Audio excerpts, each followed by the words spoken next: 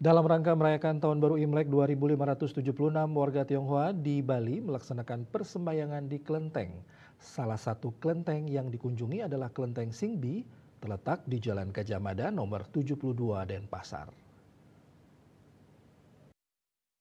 Dikenal masyarakat sebagai kelenteng yang memiliki keunikan yakni adanya akulturasi budaya Tionghoa dan Bali. Kelenteng ini terletak di belakang ruko kawasan Gajah Mada, memiliki tempat pemujaan siwa Buddha yang dikelola oleh pasangan suami istri keturunan Tionghoa Iwayan Gunawan dan Tio Sung Tao yang kini lebih dikenal dengan nama Jero Gede Kuning dan Jero Sung.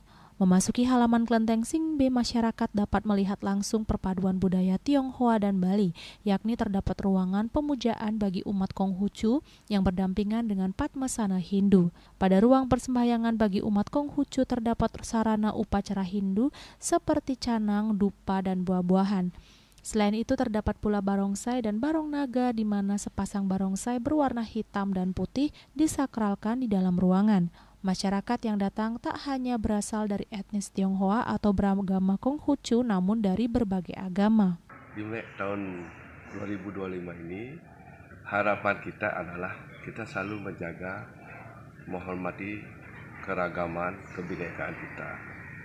Yang kedua, siwa Buddha itu hanya ada di Bali, khususnya yang pelatihan, sudah inkulturasi, sudah tidak bisa dibedakan.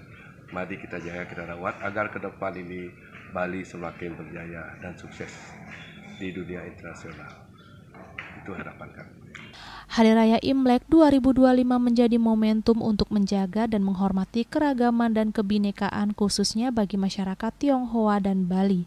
Keberadaan kelenteng ini merefleksikan semangat toleransi dan persatuan, serta menjadi simbol indahnya akulturasi budaya di Bali. Bunga Widrayani, Bali TV.